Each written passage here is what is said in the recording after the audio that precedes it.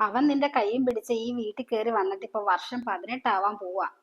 അന്ന് തൊട്ട് ഇന്ന് വരെ നിന്നെ ഞാൻ തുറന്ന മനസ്സോടെ ഒന്ന് ചിരിച്ചു കണ്ടിട്ടില്ല. എന്റെ ഒരു ഗുണം എന്റെ മോന് കിട്ടിയിട്ടില്ല. തന്തയുടെ തനി പകർപ്പാ. പക്ഷെ എന്തൊക്കെ പറഞ്ഞാലും അധികാൻ എന്നോട് വലിയ സ്നേഹമായിരുന്നു. ഇതിപ്പം അതുപോലും നിന്നോട് അവൻ ഇല്ലല്ലോ.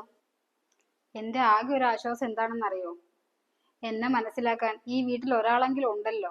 എനിക്കത് മതി. എല്ലാ കാലവും ഞാൻ നിന്റെ കൂടെ കാണൂന്നാണോ നിന്റെ വിചാരം?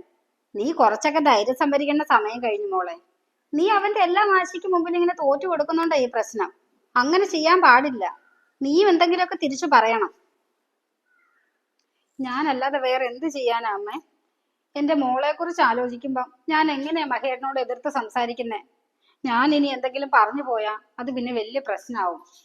പിന്നെ എന്റെ മോൾക്ക് ഇവിടെ മര്യാദക്കിരുന്നൊന്ന് പഠിക്കാൻ പറ്റുമോ? അവളുടെ വിദ്യാഭ്യാസവും അവളുടെ കാര്യവും കൂടെ ഞാൻ നോക്കണ്ടേ? ഞങ്ങള് കാരണം അവളുടെ ഭാവി ഇല്ലാണ്ടാവരുത്. അതുകൊണ്ടാ അമ്മേ ഞാൻ കൂടുതലും മൗനം പാലിക്കുന്നേ. നിന്നോട് എത്ര പറഞ്ഞാലും മനസ്സിലാവില്ല. ഞാനിതിൽ കൂടുതൽ ഇനി എന്ത് പറയാനാ? ഞാൻ ഇത്തിരി നേരം ചെന്ന് കിടക്കട്ടെ. ശരിയാ അമ്മ പറഞ്ഞത്. താൻ മഹിയുടെ കൂടെ ഇറങ്ങി വന്നിട്ട് ഇപ്പൊ വർഷം 18 ആദ്യത്തെ കുറച്ച് നാളുകൾ സന്തോഷമായിരുന്നു.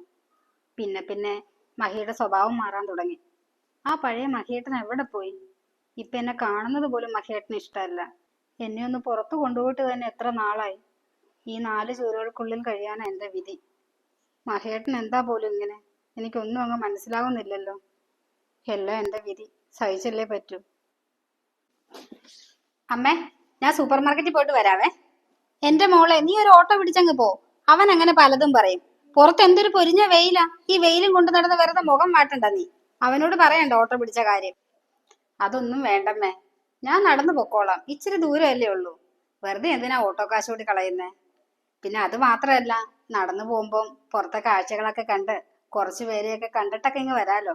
ഞാനങ്ങ് പൊക്കോളാം. കുടയുണ്ടല്ലോ കയ്യില്. എന്നാ ശരി, മോള് പോയിട്ട് വാ. ശരി അമ്മ.